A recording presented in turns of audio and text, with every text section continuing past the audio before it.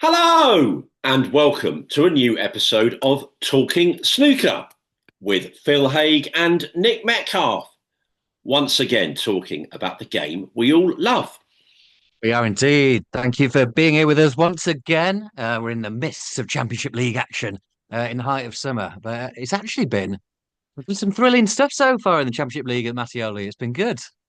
There's loads to talk about, Phil. Exactly. The Championship League is 1 week old, and that is the main focus, isn't it, of this new episode of Talking Snooker. As you say, great to have everyone there. We know there's loads going on, high summer, lots of other sporting action, lovely days. So it's particularly welcome and appreciated that you're finding time for us.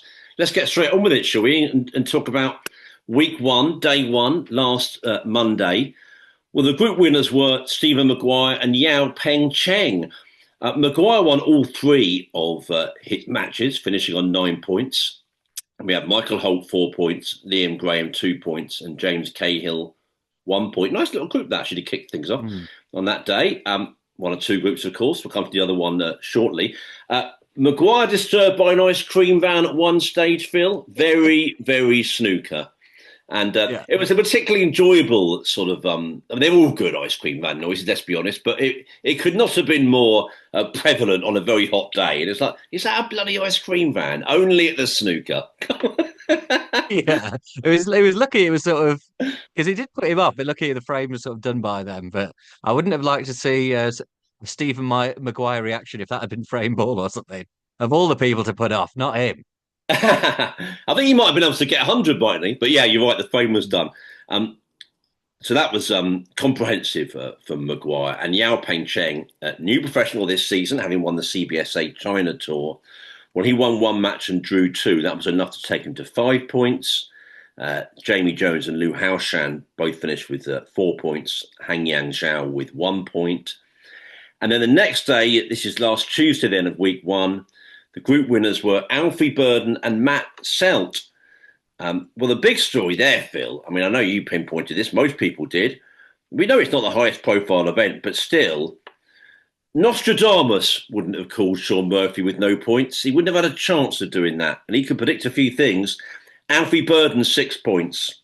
Robbie McGuigan, 6 points. Bultsu Revez, 6 points. So it all came down to uh, frame difference. And Sean Murphy, no points, losing all three of his matches, the Masters champion, the World Seniors champion, Burden, going through. And, well, it was not close at all on the other table, quite the opposite.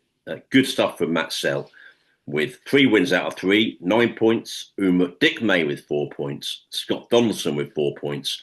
Fergal Quinn with no points. So all three matches won 3-1 by Sell.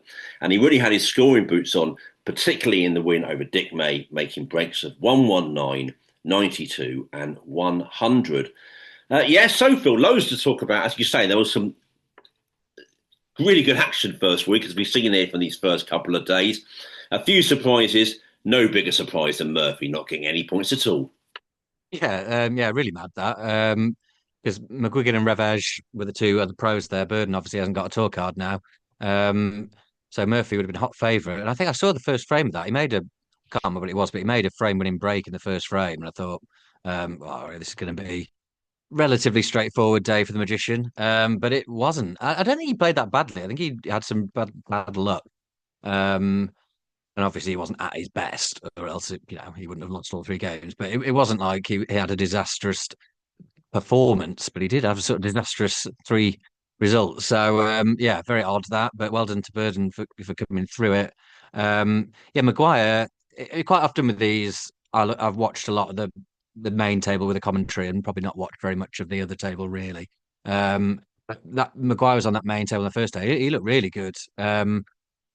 He seems like he was very focused, and he wasn't sort of there were, when they had the odd bit of luck go against him, he wasn't sort of losing his head.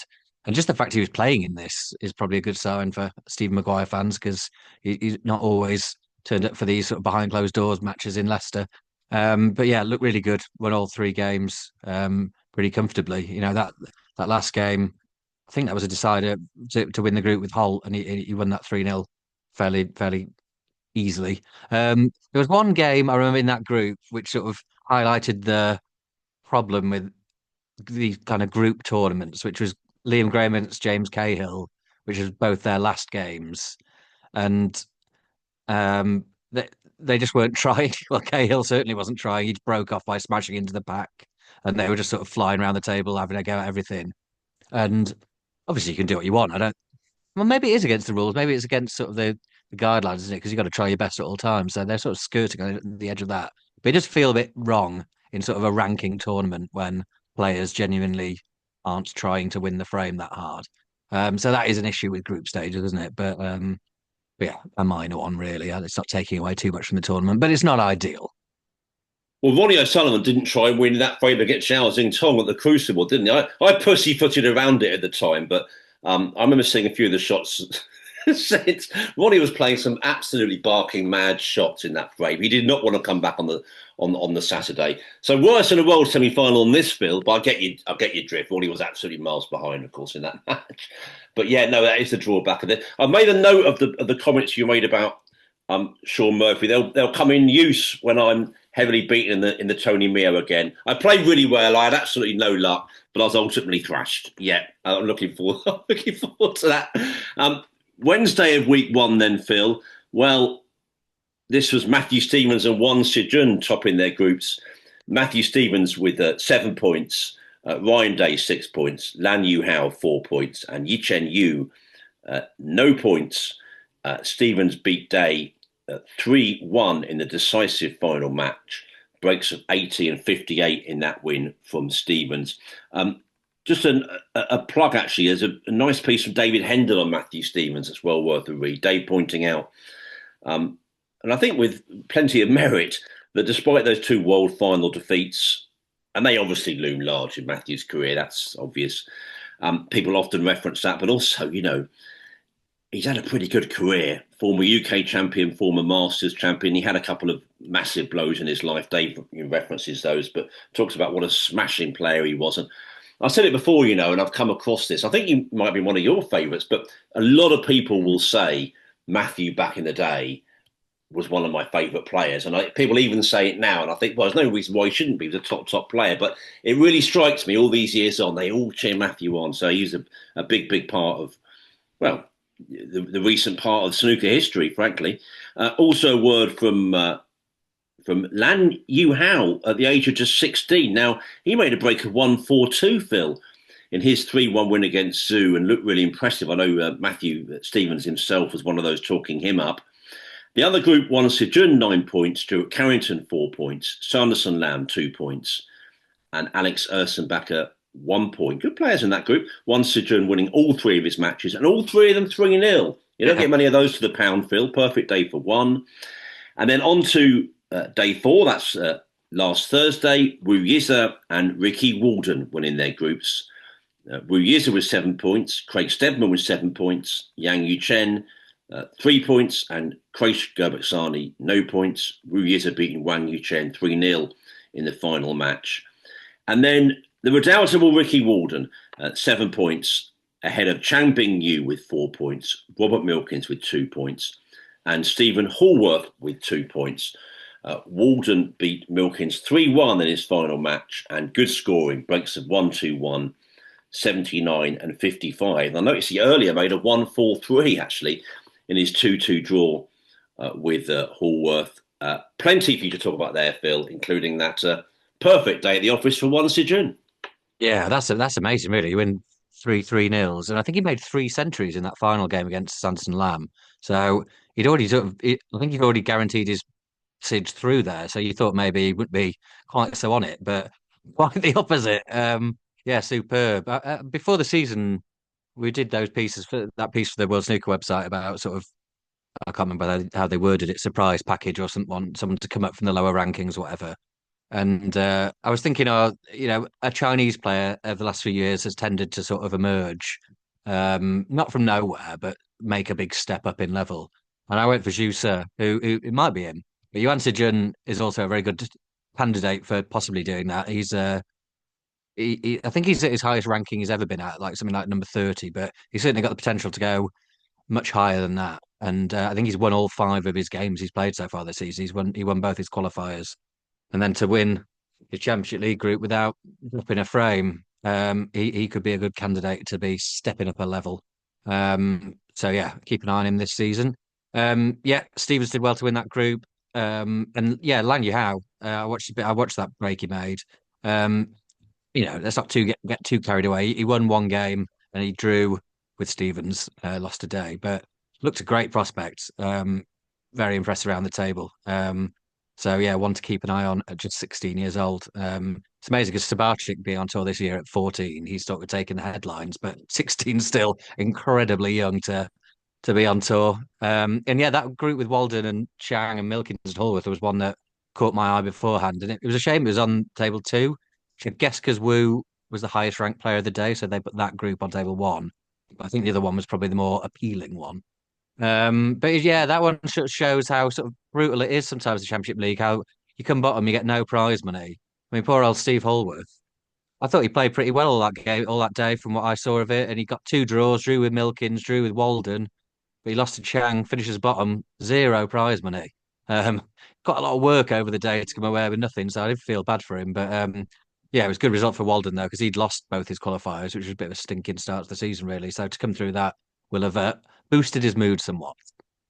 Yeah, no, good way of saying it. Just the right way to bounce back from those two defeats in qualifying. Well, we're on to Friday now then. So this is what, day five now of the Championship League. And Zhang Anda and On Yi top their groups. Zhang Anda with 5 points, George Pragnell 4 points, Cao Wei Chung 3 points, and Chris Totten 2 points. Close group all the way there. Zhang winning one match. That was enough to make it through.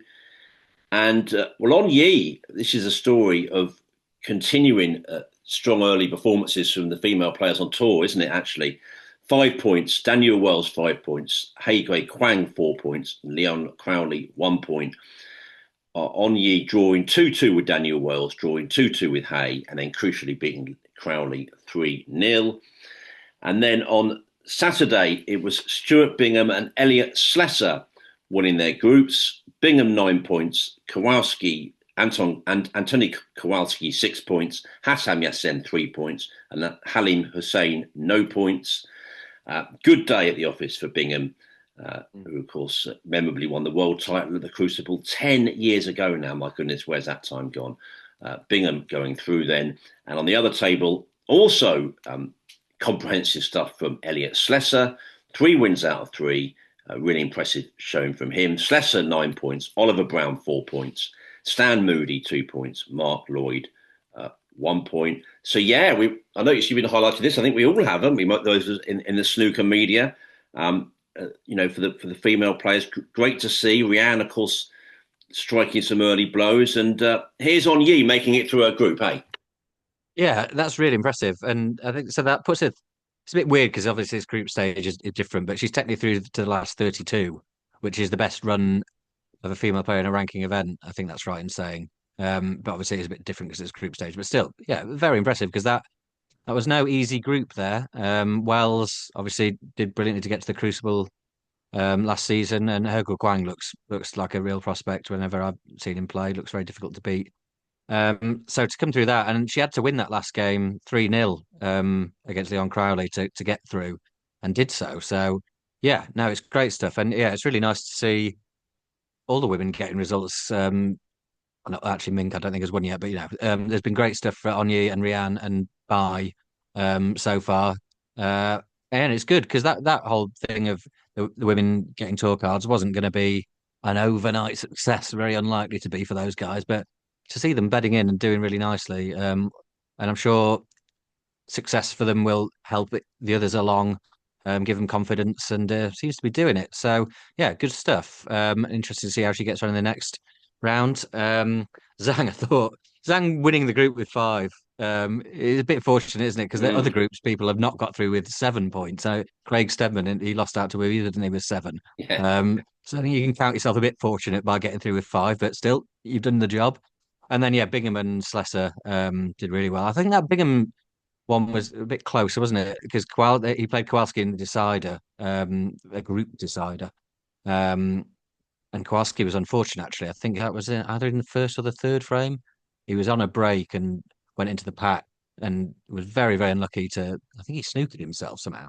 Um, but yeah, so Bingham won that group, but Kowalski was impressive too in there. And yeah, I think he needed to be Bingham. I noticed before the season, I sort of he's obviously had a couple of good runs over last season, but that was it really. He had that run to the final in the Grand Prix, and he got to the semis in the Worlds, obviously, couple of years ago. Mm. But other than that, it's been really sort of slim pickings. I think that run to the final of the Grand Prix was the only time he got past the last 16 all year. Um, so he's searching to get some consistency back, but he did look like he had it there. So we'll see how he goes on from here on in.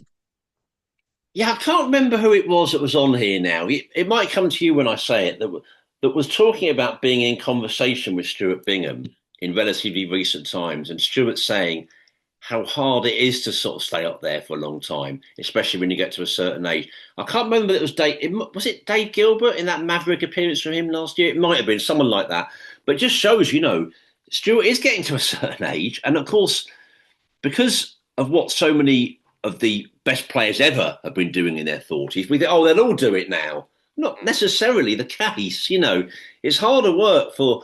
I mean, you wouldn't really use the term mere mortal for Bingham. He's a former world champion. He proved himself to be an outstanding, wonderful snooker player. But yeah, it's not necessarily the case that they're all going to do that, of course, as they get older. But anyway, let's bring you right up to date, folks. Then we're into week 2 now. We are speaking on the Tuesday lunchtime, just to clarify things for you as we stand. So yesterday, Monday, then of week 2, it was Liam Davis and Amir Sarkosh topping their groups. Well, top effort there from Davis with 9 points, Ali Carter 6 points, Jack Bradford 3 points, and Huang Jihao no points. And Ali Carter, of course, a defending champion, so that's a real blow for Davis beating Ali Carter 3-1 in the decisive final match. Should reference, of course, that Liam was on with us last year, and he was absolutely terrific value. I mean, so many people come on here that say, I really enjoy that. I want to sort of follow them a bit more now. And we had a lot of that kind of talk after Liam was on. He very engaging personality. And the other table then, Amir Sarkosh. It's a good group, actually. Interesting group with 5 points. Gary Wilson, 3 points. Bayu Liu, 3 points. And Alex Clenshaw with 2 points. Well, that was Desmond's all the way. It was 2-2, Phil. They used to call those degrees, didn't they?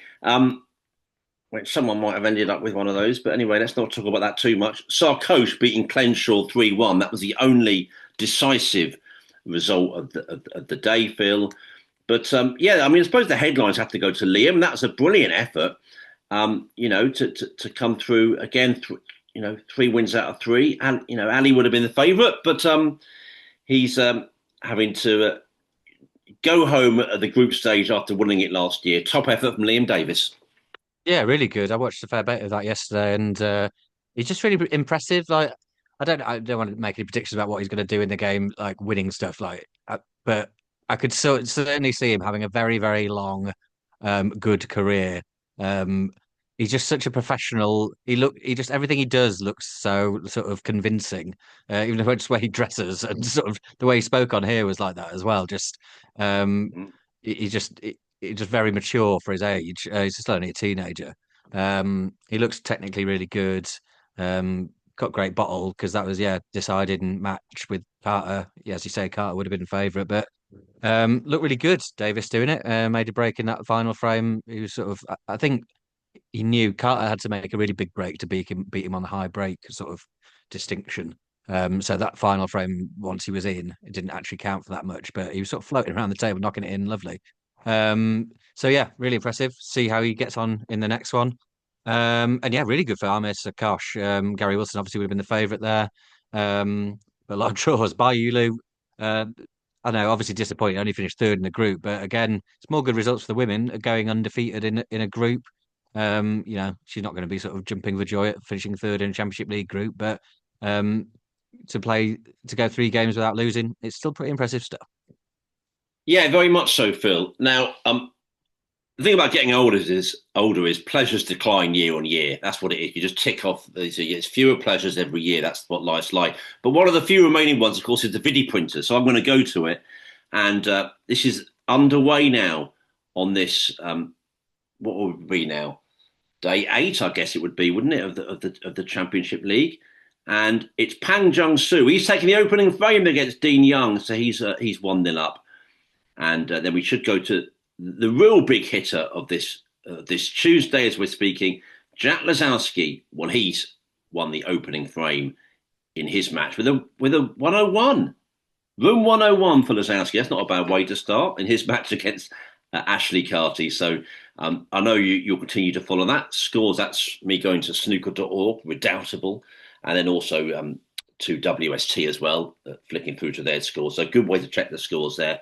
And the scores are getting updated pretty well as well on the Championship League official site, I've been noticing, certainly at the end of the day. And also, the action continues, of course, live on YouTube. Dave Gilbert, the aforementioned Dave, among the players in action tomorrow, Wednesday. I noticed that Crucible runner-up from last year, Jack Jones, will be one of the players on Thursday. Tom Ford and Nopon Sankam among those playing on Friday. With Siege He, who so far isn't showing too many ill effects from my tip of him being the first one, the next one to be the maiden ranking event winner.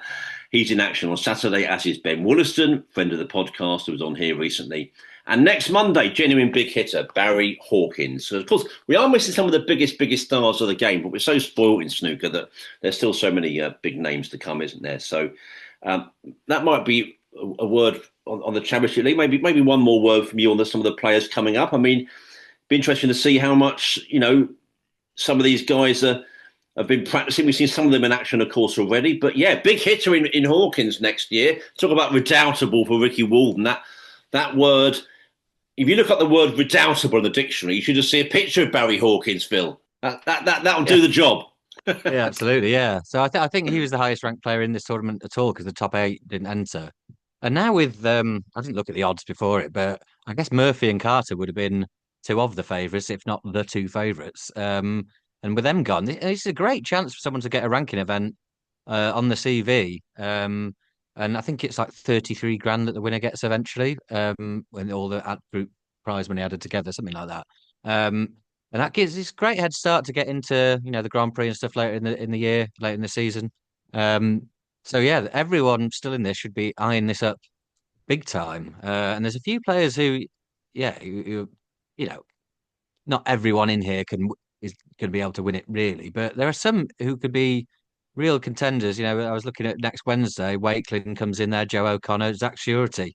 If he can keep up playing like he has done the last few months, then in a real chance. Last year's finalist Jackson Page, people like that. It's a really good opportunity if they can get stuck in properly. And yeah, that group with Gilbert tomorrow with Louis Heathcote as well, who started the season really well. A couple of really good wins in qualifying against Wu Yiza and Jordan Brown, as the other one was. So yeah, that'll be interesting. But yeah, no, it's been good. I feel like I always call it no one's favourite tournament, which is it's just true. I don't think it is anyone's favourite tournament, but it's good snooker, good players in there, and it's been a nice watch so far. And it will continue, of course, live on YouTube. So do continue to enjoy. Yeah, I forgot Jackson was runner-up. Funny the things you forget. Yeah, it was a great little start to him for last season, of course. Ever improving, you feel, in the game. So yeah, that continues on YouTube. We're on the clock a bit, Phil. I think we're doing okay so far. We should give a wee name check right now and say you are listening to the Talking Snooker podcast with Phil Haig and Nick Metcalf. So, Phil, let's move on, shall we, and say congratulations to Egypt's Mahmoud El Haridi, who defeated Yassine Bellamine in the final of the All Africa Snooker Championship in Morocco. El Haridi earns a 2-year tour card. He won the final 6-1, taking a 4-0 lead. And even though Bellamine put a frame on the board, El Haridi soon went on and clinched a comprehensive and a fine victory. Well, have a look back, Phil. He's played on some Q-Tour Middle East events before, and also in the Six Reds a few times. I noticed he played Stuart Bingham in that event in recent times. And, everyone's always ticking off Stephen Hendry, for not looking at players and clips. I thought, I can't very well do that and then not see anything myself. So I had a little look and I thought, yeah, he's, not nice player. And I thought a really ridiculous thing like this. I thought, no, I can't even win the Tony Mio, you know that. I mean, I can barely beat anybody. So the idea of me saying to one of these guys, well, you've got to do this, you've got to do this, Colonel, I mean, it's just laughable. But I did think, having a look at him, I thought, I need to tighten up on his safety. I'm going to say that. I'm going to say that. Needs to get a little bit, perhaps, tighter in that part of the game, of course. And that was something I'm sure he may well soon discover when he comes on tour. Well, not the first pro from Egypt, but by any means, Phil. But the latest, and yeah, obviously that was you know, if anything's going to give you a morale boost, it's winning a final, winning it that heavily, eh? Yeah, yeah. I mean, anyone who wins any tournament, I'm very impressed with. The guys who come through these African qualifiers have struggled on tour. That's fair to say.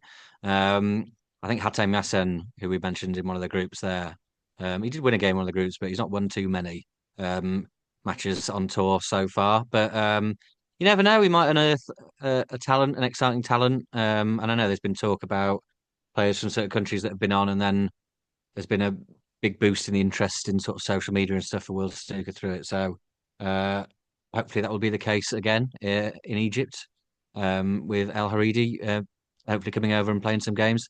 I hope he does do that. They do tend to. Obviously, it's a bit of a waste of talk, Kyle, if they don't. That has happened before, but good luck to him when he does. I would say it'd be good if they could get that tournament on before the season starts because he's won his tour card after three events here, isn't he? He missed those two qualifiers, Mm. and I don't think he's in a Championship League group, is he? But it'd be nice if he could have the full 2 years of his tour card rather than one and whatever, three quarters or something.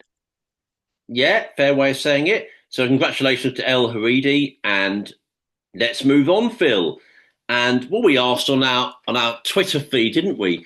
Which events fans were planning to attend in this 25-26 season? And it sort of struck me, well, we didn't really get much mileage out of that. I mean, maybe should mention at the pod, we got a fair few responses back. So I thought, well, this looks like a good time for us to have a look at that and see what some of our listeners are planning. And this is a great time of year, isn't it? So many plans being made, people heading here, there, and everywhere.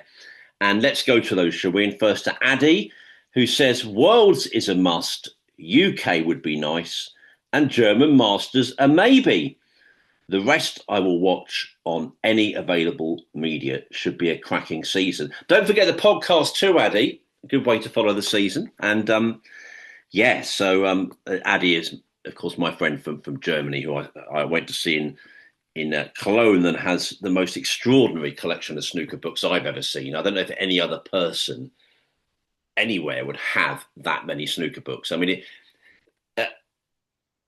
far better judges than me have said, we're a bit short on snooker literature. We may well be, but he was sort of one man band to prove that we're still doing okay. And he's obviously planning to go to quite a few events. And I know he enjoyed his first visit to Sheffield very much. And that's the thing, obviously it's much more difficult to come from Germany than it is for us in the UK. But very often with people, and our friend Brian Wright, our good friend, is one for saying this. Once you've got the Sheffield bug, you've been once. Some are one and done.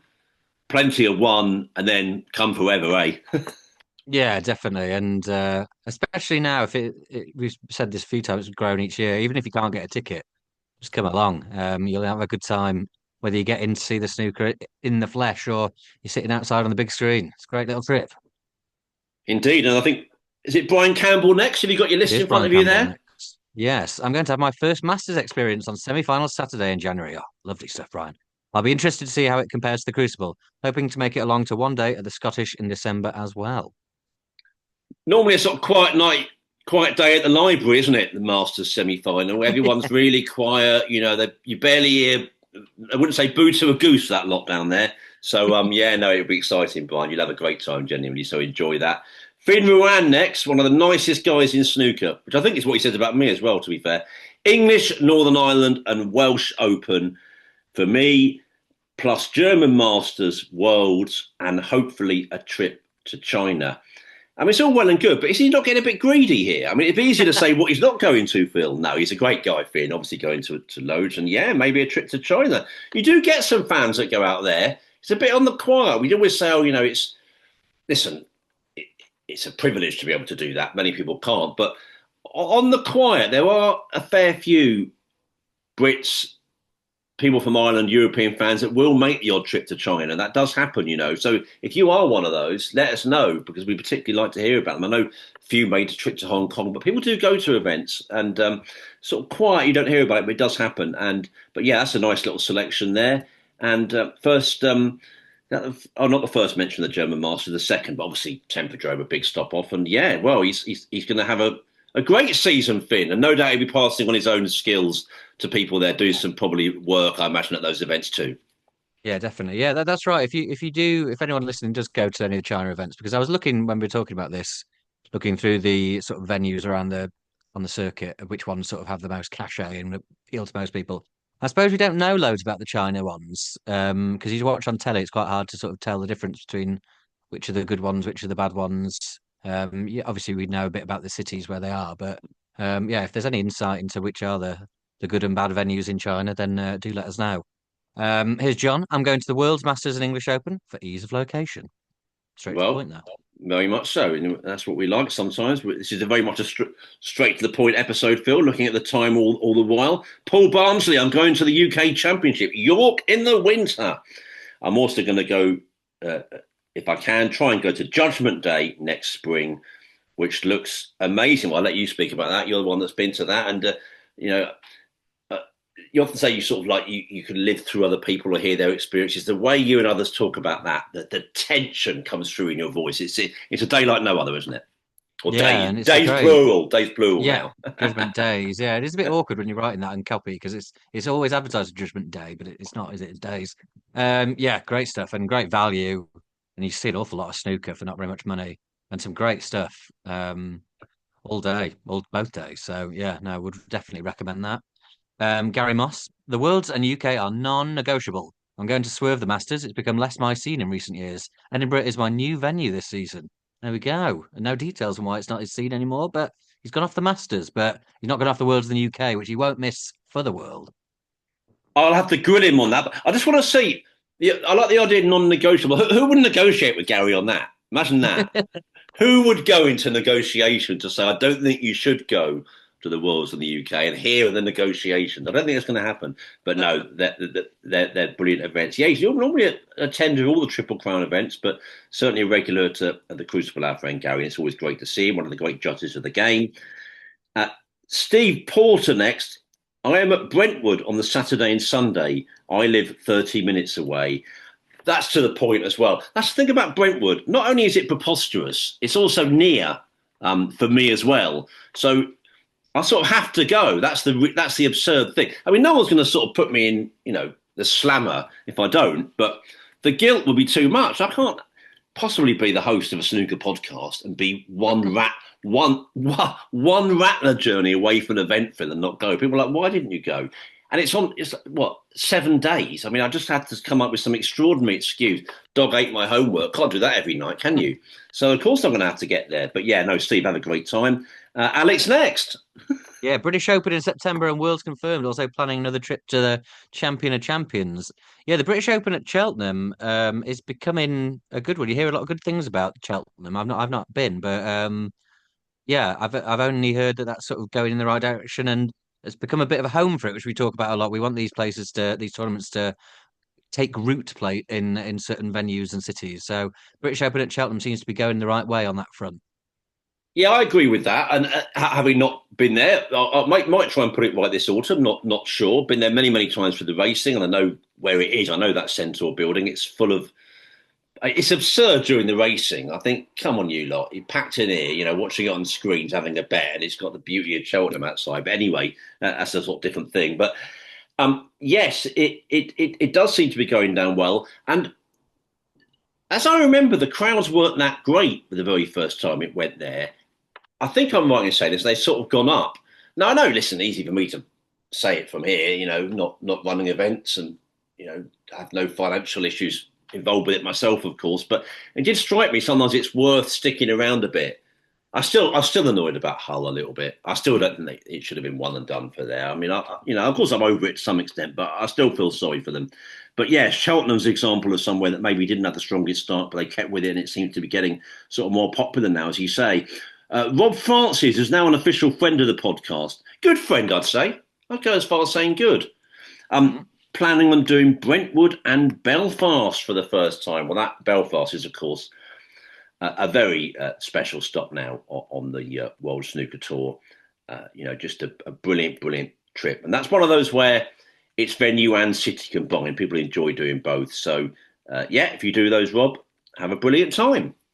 Yeah, I'm planning Belfast this season as well if I can get there. You only ever hear good things as well. Igor Ferreras, I probably butchered your surname there, Igor, I'm afraid. Going to the Worlds for the third time this season. And, there'll be people on here who have done that as well. But Igor comes from Brazil, so that is a fair old trip to make it to Sheffield. So congratulations for him for managing that for the third time. He's a great guy, Igor. I just remembered a great little skit he did where he came up to me and goes, "Hi, mate, are you Nick Metcalf? Did you win a medal on the World Championship?" Absolutely hammed it up. We both won medals, didn't we, in the Olympic year, if you remember last year. Of course, you went one further by becoming world champion, so you've had a hell of a run in Sheffield. He's a great guy, Igor. Looking forward to hopefully our times coincide when he next makes it to the Crucible, and we can see each other. And Cameron, this is prescient to what you said earlier, actually, won't have a ticket, but potentially going to be in Sheffield for the World Championship for the first time. And I really feel like I said it a lot, yeah, bit broken record, but I don't really apologise because it really struck me and it struck so many of us. Tudor Square getting better and better and better. And speaking to people from the World Snooker Tour and people in the official wing of the game, they'll say, not this is just the start, but this is a work in progress. We're going to make it even better out there. We're going to do more and more. It had the feeling of a bloody festival at times out there, music, everything going on. So if you don't have a ticket for the World Championship, yes, the very best thing is to be in the Crucible Theatre. But there are so many other brilliant ways to follow the tournament, Phil. And we must encourage that because it just feels like then, as much as anything else, so inclusive. Yeah, definitely. And you do hear a lot of the time about people picking up tickets on returns and stuff. So obviously the experience outside is good, but if you're sort of just there and ready to pounce, there is the chance to get in there unexpectedly as well. And yeah, I think I've been in Sheffield City Centre. I mean, I obviously live in Sheffield, but I went through a time not really going into town that much, but it's sort of going in the right direction. It did hit a bit of a dip in recent years, but it's coming back. I think it's a much nicer place than it has been. I went to a brand new bar opening of that last week, which was nice. They've got another big money they've spent on a big Thornbridge pub going up in the city centre, just a minute from the Crucible. Mm. So yeah, I think it's all sort of looking encouraging for Sheffield, as long as we can keep hold of this tournament past 2027. Yeah, I remember you saying you didn't go in the city centre much, actually, to me. Yeah, a year or two back. So that's interesting to hear. We got one more. Brian Yeah, McGovern. good old Brian McGovern. I hope to do Belfast again and possibly the Welsh Open, which that moved to London now. I mean, London now gets great reviews from some. I know that people in the south of Wales are quite upset that it's up there now, but I've only heard good things about London as a place for sure. Yeah, went there on a brilliant, lovely holiday recently in May. And well, I've got both wings. I think the Welsh Open should be in South Wales. Really, if I'm honest, I think it's too much of a big important part of the UK to give up.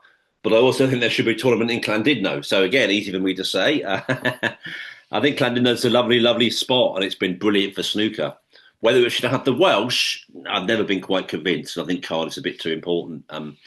Cardiff and or Newport to give up. But anyway, that's about it then. Thank you very much indeed. If you want to keep those coming, maybe do them again in a few weeks as well, because of course, we're in the early part of the season. Loads of events coming up. Do please tweet us Talking Snooker at Talking Snooker or email talkingsnooker@yahoo.com. Tweet us at Talking Snooker or email talkingsnooker@yahoo.com. Well, on to any other business, Phil. I've caught up with your correspondence on Radio Snooker, so please do join me on there. And we've got to say thanks so much to Michael McMullen, smashing guest presenter on here last week. He really was marvellous value. People everywhere saying how much they enjoyed that. So maybe a word from you on Michael, Phil, and then tell us, what else you might have coming up yourself. Yeah, no, that was great for Michael. Really enjoyed that, as we knew we would. We would. Great tales, and one of those where I think we did about an hour with him just below, but we could have done a lot more. Maybe he'll come back. We always ask at the end of those episodes, "Will you come back and join us one day?" And then we never invite anyone back on. So maybe we'll do that at some But we point. don't mean it. it, it's the ultimate lip service. We don't remotely mean it, but it's a nice thing to say. I don't think we said it to Michael. We maybe didn't feel it, or did we? I don't know now. But No, yeah, he's he's always always welcome. welcome. Yeah, yeah. Yeah, but no, that was really enjoyable. I hope you all enjoyed listening to it as well. And yeah, no, it's been a good start to the season with the guests. They've all been great. Irene was obviously brilliant as well, and the pictures. Check out Kingsman Snooker's social media because some of the videos and images from that look superb. Like really professional setup. Looked like it was a full ranking event in some ways. Like it was incredible. And really pleased for her and those guys for because she's very inspirational to listen to on here, really. So yeah, no, really good. Just the usual stuff from me. Oh, I was pleased to be asked to vote for the shortlist for this new WPBSA Player of the Month award, which is a nice initiative they've got going. So I chucked in some suggestions, and Marco Fu was awarded the first Player of the Month award from the WPBSA. Funny one in June. He only played two matches, but he played them very, very well. Two great wins for him. So well done to him. And he's not doing it as regularly as he used to, but there's still some absolute magic in there from Marco Fu. So congrats. Yeah, I'm glad you mentioned that. One of the most elegant players, elegant characters, actually. Mm. He sort of redefines grace. That man, terrific. I was delighted to see that, and that'll continue. Player of the month. Well, we've had it forever and a day in football, haven't we? Managers of the month, and they do it in different sports. So yeah, why not? Good to see that. And well, we're going to shoot off, I think, Phil, aren't we? Various big events continuing. Wimbledon continue. If they gave out awards for successfully managing to avoid Wimbledon so far, Phil, I'd be right up the top of the list. They'd be handing them out to me left, right, and centre. Euro 2025, the Tour de France carry on. Great win for India in the cricket. That series is really bubbling up nicely. Lord's Test to come in the next few days, getting underway. So, and of course in snooker, we got the video printer, Phil. Why not? Mm. Let's see what's happening. Probably almost nothing since we last spoke, but never mind. As I say, pleasures do decline. Well, Pang Jung Su's got the next frame. He's now 2-0 up on Dean Young, and looks like he's currently in the balls in the next frame. So he's obviously going well there, Pang Jung Soo. And Ashley Carty's pegged that back against Lazowski. That's now 1-1. And Lazowski's ahead in the next frame, but Carty's currently at the table.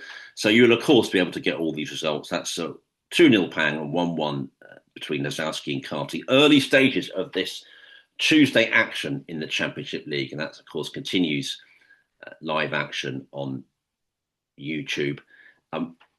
We've got to end on the soundest of notes, Phil, of course. Horrendous news about Diego Jota, the Liverpool superstar, and his brother Andre Silva dying last week in a car crash. Jota loved his snooker. He came to the World Championship at the Crucible, and we got to say rest in peace to both. It's rare, that we lose sports people at the very peak of their powers, and especially playing for an iconic club like Liverpool.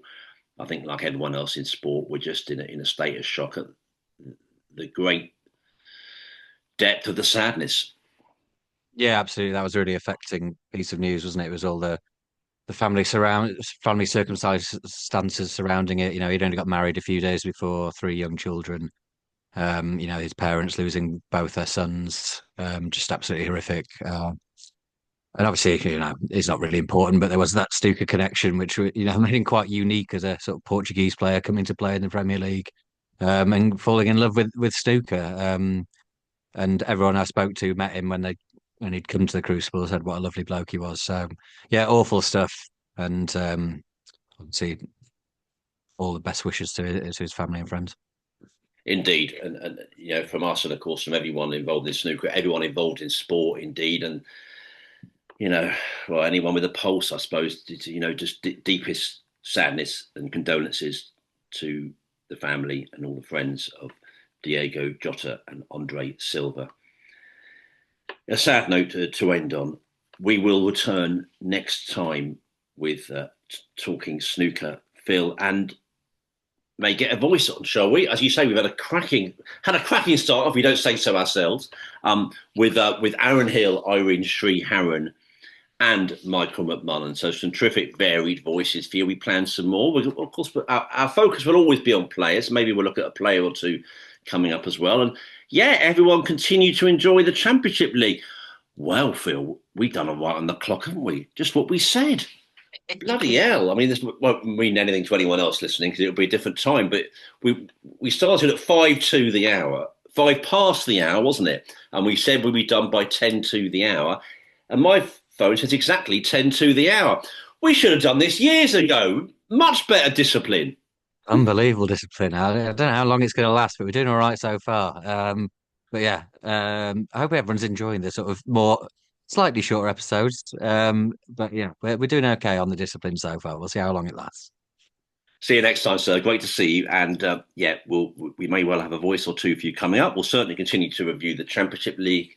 And yeah, hope you carry on enjoying watching it and following all the scores live on YouTube, of course. And thanks primarily for your company here, as ever, on the Talking Snooker podcast. For now, then, from your old friends, Phil Haigh and Nick Metcalf, cheerio.